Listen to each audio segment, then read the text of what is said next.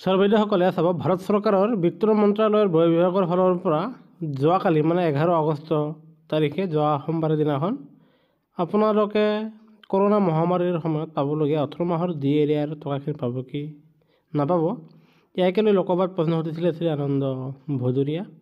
আৰু তেখেতে সুধিছিলে যে মাননীয় বিত্তমন্ত্ৰী মহোদয়ে ইয়াক ক'বনে যে 1 নম্বৰে চাব, COVID-19 সময়ত কেন্দ্ৰীয় চৰকাৰৰ কৰ্মচাৰীৰ পেঞ্চনাৰসকলৰ বাবে 18 মাহৰ যি ডি এৰিয়াৰ আছিলে সেয়া চৰকাৰে দিব কি নিদিব এই সম্বন্ধে জনাব লাগে। আৰু যদি চৰকাৰে দিব খুজি আছে সেয়াও উল্লেখ কৰিব লাগে, নে চৰকাৰ দেউলীয়া হোৱাৰ পথত সেয়াও জনাব লাগে।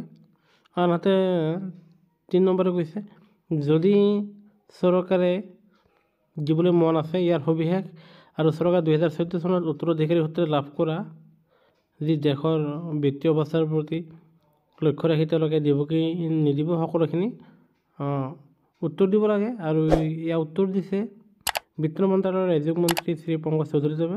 আৰু তেখেতে কৈছে ইয়াত চাব, 1 তাৰিখ 1 মাহ 2020, 1 তাৰিখ 7 মাহ 2020 আৰু 1 তাৰিখ 1 মাহ 2021 তাৰিখৰ পৰা কেন্দ্ৰীয় চৰকাৰৰ কৰ্মচাৰী আৰু পেঞ্চনাৰসকলক দিবলগীয়া ডিয়াৰনেছ এলাউন্স ডিয়াৰনেছ ৰিলিফ দিয়াৰ এই তিনিওটা কিস্তি ফ্ৰিজ কৰাৰ সিদ্ধান্ত লোৱা হৈছে।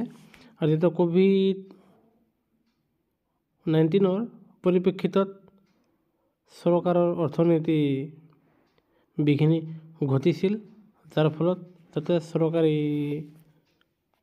চৰকাৰৰ ওপৰত হেঁচা কম পৰে, তাৰ কাৰণে এই দিয়ে আৰু দিয়াৰ টকাখিনি মোকলাই দিয়া নাছিল। আৰু যাৰ ফলত যিহেতু 2020 চনৰ কৰোণা মহামাৰীৰ কাৰণে বিত্তীয় সংকটৰ প্ৰতি লক্ষ্য ৰাখি এই টকাখিনি খৰচ কৰা হৈছে, সেই গতিকে এইখিনি টকা মোকলাই দিয়াৰ কাৰণে চৰকাৰ বাধ্য নহয়, যাৰ ফলত এয়া সম্ভৱ নহয় বুলি চৰকাৰে উত্তৰ দিছে। তাৰমানে 18 মাহৰ যি ডি এৰিয়াৰ টকাখিনি আপোনালোকে পোৱাৰ কাৰণে ইমান দিনে যুঁজি আহিছিলে, ইয়াকে লৈ লোকসভাত যি উত্তৰ দিছে যে চৰকাৰে সেয়া আপোনাৰ মোকলাই নিদিয়ে বুলি জনা গৈছে।